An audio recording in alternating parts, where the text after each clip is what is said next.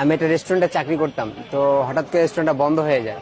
আমি চিন্তা করলাম যে আমি আর চাকরি করব না, আমি এই পিজার ব্যবসায়ী করব।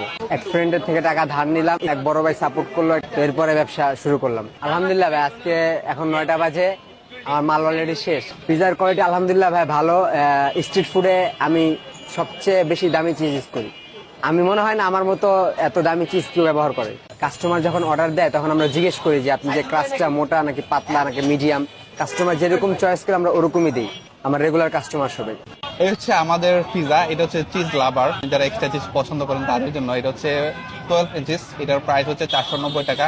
এখানে কিন্তু 12 ইঞ্চিস আরো কম প্রাইজও আছে, তাই 350 আছে বা 450 আছে, বাট আমি একটু চিজ লাভার, সেই জন্য আমি এটা নিয়েছি।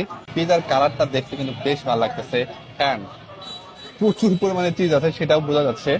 এটাতে যে পরিমাণ চিজ দিছে, সস ছাড়াও মনে হচ্ছে খাওয়া যাবে। বিসমিল্লাহ। নর্মালি হচ্ছে আমি কাজটা মিডিয়াম পছন্দ করি, বাট এইখানে এই মোটা কাজটা ভালো লাগতেছে। একটু টমেটো কেচাপ দিয়ে ট্রাই করে দেখি। চিজ ইউজ করছে, চিজটা মোটামুটি ভালো মনে হচ্ছে।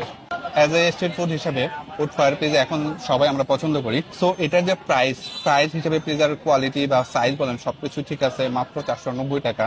এটা হচ্ছে পিজা বো, কার্ডটার নাম আর কি। এরপর 1 নাম্বার যে